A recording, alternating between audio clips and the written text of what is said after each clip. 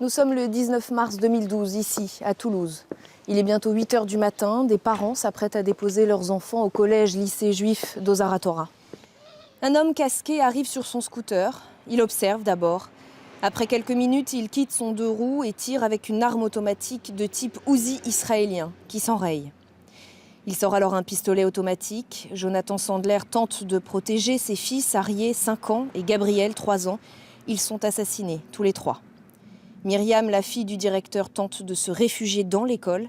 Le tueur saisit les cheveux de la petite fille. Il l'exécute d'une balle dans la tête. Toulouse et la France viennent de basculer dans l'horreur absolue. On apprendra qu'il s'agit de Mohamed Merah, l'homme qui a déjà assassiné 3 militaires à Toulouse et Montauban. On revient sur ce jour avec Éric Lebar. Il est un parent d'élève de l'école Ozar HaTorah qui s'appelle aujourd'hui Or Torah. Il est aussi avocat à Toulouse. Il apprendra d'ailleurs avec horreur qu'il avait aidé Mohamed Merah sur un dossier des prud'hommes. Il a aussi écrit un livre édité à compte d'auteur, Toulouse ou l'innocence assassinée. Bonjour Éric Lebar. Bonjour. Je voudrais d'abord qu'on revienne sur ce matin du 19 mars. Ce jour-là, vous déposez votre fille à l'école, comme tous les lundis, sauf que vous êtes en retard. Vous avez quelques minutes de retard. Racontez-nous. Effectivement, c'est un lundi matin. D'ailleurs, nous sommes à la veille de l'équinoxe de printemps. Une belle journée qui s'annonce. Et puis, ma fille se regarde furtivement à la glace. Sa chemise ne lui convient pas. Elle décide d'en changer. Je lui demande de se hâter. Et puis, dans la voiture, je lui pose une question. Je lui dis, comment tu la sens cette semaine? Elle me regarde d'un air incrédule. Mais enfin, c'est une semaine comme une autre. C'est quoi cette question bizarre? Et puis, nous arrivons sur les lieux. Là, vous arrivez sur place, tout s'est déjà passé, vous découvrez des corps sur le sol. Qu'est-ce que vous comprenez de la situation au moment où vous arrivez? C'est-à-dire, nous arrivons sur place et je comprends tout très vite, tout de suite. Ça venait de se produire quelques minutes à peine avant. Peut-être le temps de la chemise, je ne sais pas.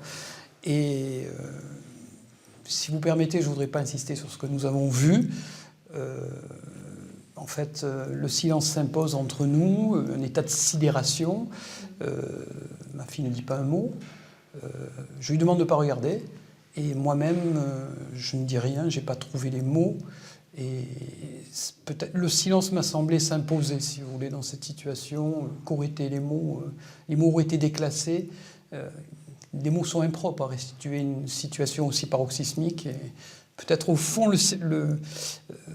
les ressorts psychologiques d'une telle tragédie résident-ils dans les blancs? Je ne sais pas. Du coup, vous décidez de rentrer très vite chez vous. Et là, votre fille monte dans sa chambre et décide de prier. C'est comme ça que ça va se passer? Effectivement, nous rentrons au domicile. Elle monte dans sa chambre faire une prière. Elle descend et elle me demande de lui faire une promesse, de ne plus jamais en parler entre nous. Et j'ai tenu la promesse jusque-là. Et vous apprenez tout de suite l'identité des victimes? Oui, absolument. Très rapidement. La petite Myriam, qui était sa mascotte, elle avait l'habitude de lui faire un câlin tous les matins. Très proche de votre fille, donc. Oui, très proche, oui. Et nous avions coutume d'arriver quasiment tous les matins en même temps. Et la maman est une jeune femme très souriante, très charmante. Et la veille, même, je disais à ma fille, mais cette Yafa, on lui a greffé un sourire, c'est pas possible. Elle me dit oui, elle sourit tout le temps. Ce matin-là, elle n'était pas là. Yaakov Monsonego, qui est donc le papa de la petite Myriam, qui perd sa petite fille ce jour-là, il était directeur de l'école à l'époque. Il l'est encore aujourd'hui? Il est toujours, il est resté. Nul ne peut imaginer la force d'âme que requiert une telle situation. Le fait d'être resté sur place, on ne voulait pas perdre son deuxième bébé, l'école, celui qu'il avait créé. Et que serait advenu le vaisseau Or Torah sans son capitaine, sans son amiral Courage? Nul ne peut le dire. Il n'a eu de cesse que de donner de nouvelles impulsions à l'école, développer de nouvelles activités, des sorties. En fait, il a maintenu un standing au niveau de l'école. Et tous les enseignants sont restés. Je crois qu'aucun des enseignants n'était juif à l'époque. Je ne sais pas si c'est toujours le cas. Aucun, à une exception près, une seule. Effectivement, c'est un modèle d'œcuménisme, cette école, et tous les enseignants ont toujours été indissolublement liés à l'école, et encore plus après la tragédie. Vous diriez que la vie a repris complètement normalement, autant de sorties scolaires, autant de rires d'enfants? Alors, au niveau des sorties, au niveau de l'activité, oui, tout à fait. Je vous avoue, c'est ce qui m'aime le plus à chaque fois. À chaque fois que j'y retourne, de voir les enfants chanter, jouer, courir, voir, entendre leur rire cristallin, c'est quelque chose de merveilleux. C'est un émerveillement sans cesse renouvelé. Et en apparence, rien n'a changé. C'est vrai qu'il y a un environnement extérieur très lourd. Hein. Auparavant, il y avait protection par des vigiles avec des gilets pare-balles, ensuite des policiers, à présent des militaires. Mais pourtant, à l'intérieur, on ne sent rien. La vie a repris ses droits, incontestablement. Et la réussite des enfants, 100% de réussite au bac? 100% de réussite au bac. L'excellence est demeurée l'ordinaire de l'école, 60% de mentions. Des enfants qui ont une force de résilience absolument incroyable.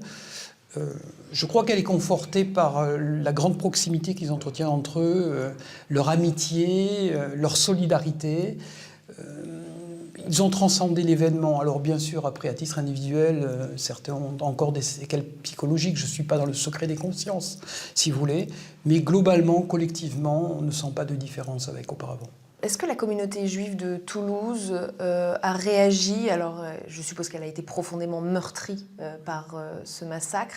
Est-ce que certains sont partis en Israël, par exemple? Est-ce qu'il y a une peur qui... Oui, effectivement, il y a eu des pics d'Alia, de départ en Israël ou ailleurs, aux États-Unis, au Canada, en Israël principalement, ces dernières années, c'est indéniable. Pour autant, personnellement, je pense qu'il faut relativiser ces départs. Je pense qu'à court terme, moyen terme, la majorité de la communauté juive de France va rester en France, environ 500 000 âmes, je pense. Après, le long terme, nul ne connaît l'avenir. Alors, dans votre histoire personnelle, il y a un autre élément qui est vraiment traumatisant, on va y venir. Vous apprendrez, après le drame, que vous avez aidé Mohamed Merah en tant qu'avocat sur un dossier prud'homal, c'est ça? Oui, c'est vrai que c'est assez incroyable. Déjà, avoir vécu l'événement en direct, la tragédie, c'est déjà beaucoup. C'était un premier séisme, et puis quelques jours après, 5-6 jours après à la télé, j'apprends le nom de l'assassin, Mohamed Merah, et là ça a été un deuxième cataclysme, si j'ose dire. C'est un garçon effectivement qui était venu me voir pour une affaire prud'homale. Il sortait, c'est mon activité dominante, il sortait de prison, et donc là je l'ai reçu à 2 reprises, 2 fois 1 heure. Il a eu un comportement tout à fait normal, je dirais. Je lui ai dicté des lettres. C'était le mois de juillet 2010. Ma secrétaire était en congé, donc je lui ai dicté des lettres. Il a écrit docilement. Je garde un souvenir impérissable, comme si c'était hier. Nous avons eu même des confidences intimes, je dois dire. Je suis né en Algérie. Ma mère est née à Blida. Son père vit à Blida. Je lui ai raconté qu'à l'âge de 5 ans, je me souvenais que ma mère m'amenait à un kiosque à musique à Blida, justement, avec un grand palmier. Il m'écoutait, il avait l'air captivé par le récit. Et voilà, et puis à la fin, je me souviens même l'avoir accompagné à la porte, lui avoir mis la main sur l'épaule, comme un père qui parlerait à son fils, en lui disant « Je ne te juge pas, je vais t'aider à te réinsérer ». On peut faire une bêtise une fois, il ne faut pas recommencer. Mais j'ignorais qu'il avait une récurrence d'entrée, de sortie des prisons, la succession de ces cambriolages. J'ignorais tout ça. Je croyais que c'était uniquement ponctuel. Et alors, vous allez perdre le contact avec lui et vous allez finir par le rappeler parce que vous n'avez plus de nouvelles, justement. Effectivement, on avait pris rendez-vous donc, après les vacances d'août pour septembre. Et plus de nouvelles, donc il ne vient pas au rendez-vous. Donc je lui téléphone et je tombe sur lui. Et je tombe sur lui et je lui dis, bon, écoutez, visiblement vous n'êtes plus intéressé par la procédure, donc je vais vous envoyer une facture pour le travail fait. Et là, l'agneau est devenu un loup, c'est-à-dire il a eu une réaction absolument étonnante. Ah mais vous voulez m'envoyer une facture, méfiez-vous, vous ne savez pas qui je suis et vous ignorez de ce dont je suis capable. Je vous assure, ça m'a glacé d'effroi. J'ai raccroché, c'était absolument sidérant, cette réaction. Il vous est arrivé de vous dire que vous auriez pu sentir quelque chose, sentir un danger chez cet homme? Est-ce que ça vous a travaillé après? Est-ce que vous vous êtes dit, j'aurais peut-être pu alerter la police ou quelque chose? Sincèrement, non. Sincèrement, non. si vous voulez, il n'y avait aucun signe avant-coureur, aucun signe précurseur de la tragédie qui allait advenir 1 an et demi après. Comment aurais-je pu concevoir l'inconcevable, penser l'impensable? Vous savez, il avait un look à l'occidental, il avait les cheveux longs, sincèrement, rien ne trahissait. C'était un délinquant de droit commun, ni plus ni moins. En revanche, le fait de l'avoir aidé dans un moment de sa vie, ça vous a perturbé? Oui, bien sûr, bien sûr. Un sentiment de trahison très fort. Encore une fois, je lui ai parlé comme à un fils et je suis sûr qu'il n'avait pas l'habitude qu'on lui parle comme ça. J'ai fait preuve d'une douceur extrême, d'une grande mansuétude, peut-être même plus que d'habitude, de façon étrange. Je ne sais pas pourquoi. Je sais pas pourquoi. Et vous avez suivi sa traque dans les jours qui ont suivi la tuerie? Vous avez regardé la télévision? Vous avez suivi de près? Alors non seulement la télévision, je suis allé sur place, sur les lieux. J'ai tout suivi. J'ai même vu les membres du RAID revenir une fois qu'ils avaient accompli leur mission. Oui, je n'ai rien loupé. Et ensuite, vous vous êtes intéressé au profil de Mohamed Merah, à son parcours? Est-ce que vous avez fait des recherches? Est-ce que ça a pu bien sûr. vous poursuivre comme ça? Oui, non, mais j'ai beaucoup lu dessus, sur son parcours. Bon, on en sait un peu plus aujourd'hui. La thèse du loup solitaire a fait pchit. J'y ai jamais cru. Un loup solitaire, ça n'existe pas. C'est outre l'idéologie islamiste qui lui sert de support pour ses crimes, il y a toujours des complices sur un plan opérationnel logistique. Il y en a un qui a fourni le scooter, un autre qui a fourni l'arme. Ça n'existe pas, le loup solitaire. Comment avez-vous vécu les attentats du 13 novembre à Paris? Est-ce que ça a fait ressurgir ces souvenirs atroces? Est-ce que vous avez fait un lien ou pas du tout? Si, bien sûr, le lien est évident. C'est-à-dire, j'ai vécu comme tous les Français, quelle tragédie, ces vies saccagées, ces familles traumatisées, c'est horrible, avec peut-être bien sûr une sensibilité particulière, une exacerbation particulière de la sensibilité, en raison de ce que j'ai vécu. Mais le lien est évident, c'est toujours la même chose, c'est l'islam politique, cette idéologie islamiste qui sous-tend cela. Après, il y a eu une évolution, bien sûr.